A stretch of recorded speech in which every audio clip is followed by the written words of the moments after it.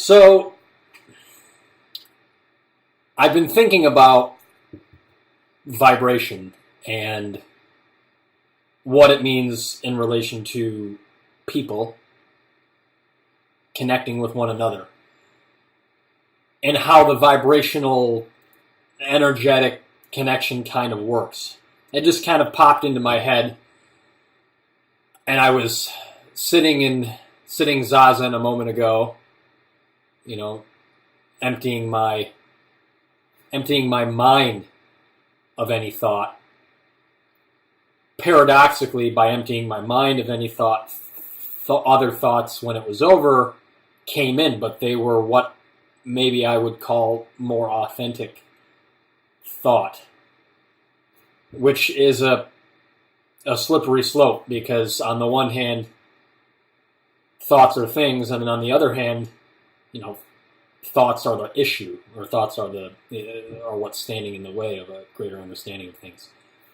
So my thought was that when I walk into a room, and this is sort of a Penny Pierce, I'm sort of paraphrasing, I think, something I've read by, from Penny Pierce in her book Frequency. But when I walk into a room with somebody of a heightened state of awareness, somebody who's vibrating,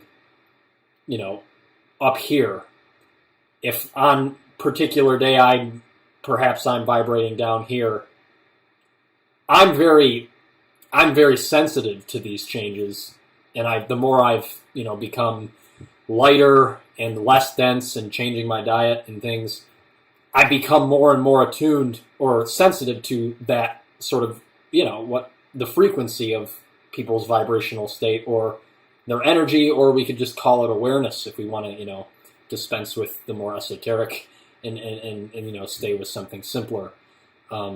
So I can feel very clearly the awareness of people who have honed their awareness. I know the people in the room that are vibrating up here, and then I can definitely feel and see people who are vibrating down here. Not exactly sure why. I've always been pretty sensitive to it, but lately it's become very, very, interesting, but it's also a little overwhelming at times. And that's what Penny Pierce also says, is even though I do a lot of centering practice that brings me down, the more centered I become, I also become more aware. So if I become very centered, my awareness goes up, and when my awareness goes up, I'm seeing more. And when I start seeing more, it gets a little intense. So when we're thinking about what we're actually seeing and what I'm actually experiencing in reality, consensus reality seems to be a constant attunement to, matter, people, animals, nature. We're constantly attuned, the cosmos, we're constantly attuning our vibration, our energy, whether we know it or not. If it's conscious or not, it seems to still be going on. It's just, I think the difference is for sentient beings that can be aware, you're able to choose sometimes, on some level, whether or not you're open to the attunement or not. For instance, this table that my computer is on, this table just is a table. Does the table really have a choice about the state of vibration it's in? I would say it doesn't. I can't prove that, of course, but I would say, based on my understanding of, we have brains, the table doesn't have a brain. Maybe the table doesn't have a choice about where it vibrates at, but its vibration is pretty dense and pretty set. Whereas mine definitely changes, and I can feel it change depending on what I'm eating, what I'm doing, what's going on around me. So all of this, so going back, all of this brings up this idea that consensus reality is the illusion of broken pieces, the illusion of separate things, when in fact there's no separation. The illusion of separation seems to be created by the brain and the mind and the ego. And getting away from the idea of separation, for the most part, in today's world is pretty impossible.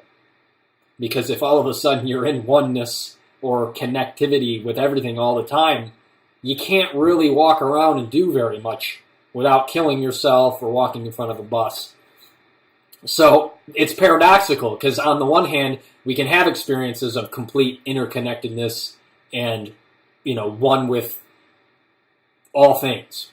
At the same time, that as long as I'm in matter, as long as I have a body and there's matter, and for whatever reason this brain is still here, as long as I'm incarnate, I'm dealing with that paradox. So I'm trying to figure out, how do you go from knowing that, having the illusion that we're separate, to coming to the illusion that we're one, and then balancing out, the sort of the Tao idea of just finding balance between these ideas. How do you find that balance? Because obviously it's all about letting go. And I don't have much trouble with that, but this all kind of came into my head spontaneously just now. And I've thought about this many times before, but I've never actually laid it down or written it or recorded my thoughts on it. But it seems to me that a good analogy, or a good way of thinking about it, is that if you're eating heavy food, then the body becomes heavy, and the vibrational state of the body is also more dense. If you're eating light food, the vibrational state of the body is lighter and less dense. So that's one avenue of changing your vibration from a low vibration to a high vibration. Like I was saying earlier about walking into a room and knowing, this guy or this woman, she's controlling this space somehow. I mean, her vibration is so buzzing and high that, you have no choice unless you want to close down and just, hold on to your ego and your self or whatever thing you think you need to hold on to. You have no choice but to attune to this woman in the room who's vibrating at this high state. The only time, but we have a choice, but if you're open and you're not closing off whatever, if you're not closing off here, or you're just, you're not letting your ego get in your way, and you're just open to whatever happens, and you're open to the tuning fork attunement that goes on between people and, beings, then you're going to attune to this woman, and you're going to change as a result. And it's going to be relatively spontaneous, and it could change your entire life just because of one moment in a room with somebody who's, vibrating really fast and really high, So I find it interesting and paradoxically a little bit intimidating, or a little bit shaking, or not shake, but it shakes my center a little bit. And I think it's probably, it has to do with fear. It has to do with letting go of control and knowing I don't have any. Knowing that if I really want to feel good, I have to let go of wanting to be right, and I have to let go of thinking I know anything at all about anything.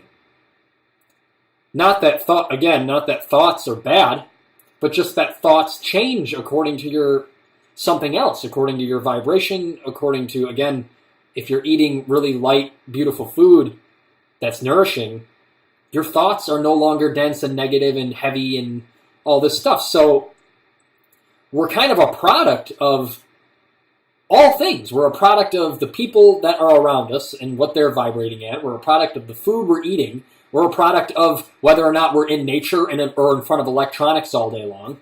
Electronics are really not good for the brain or the eyes or, the body. So, all of these things affect our thoughts and our state of being and our vibration.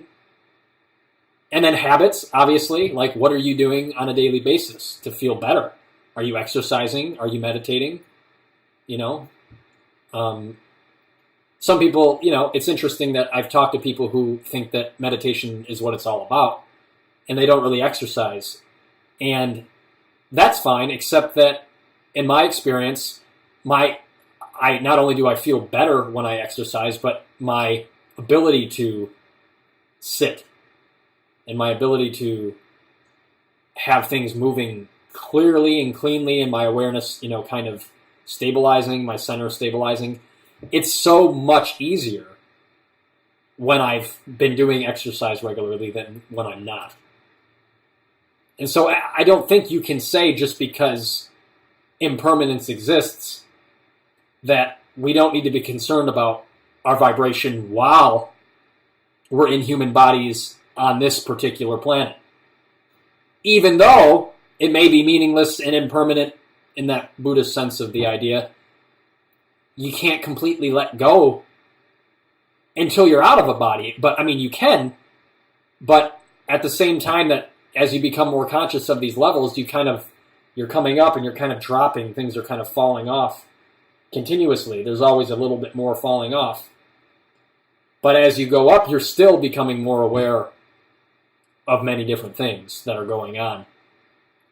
And it seems like it's a constant integration, evolution, which is, I guess, why evolution makes sense, and why that the idea of it, as we're kind of coming into greater and greater levels of complexity on this planet, interconnectedness, internet, the noosphere, the biosphere, everything's so connected that the complexity, the novelty, everything's getting so dense, but also so much more loving and real.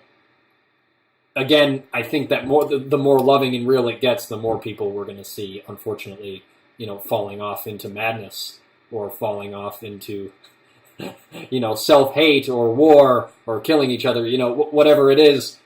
The more that goes on and the more it really is sort of this integrative thing, the fear in people is going to it's going to explode. It already is. It already has been. So, anyways, that's my thought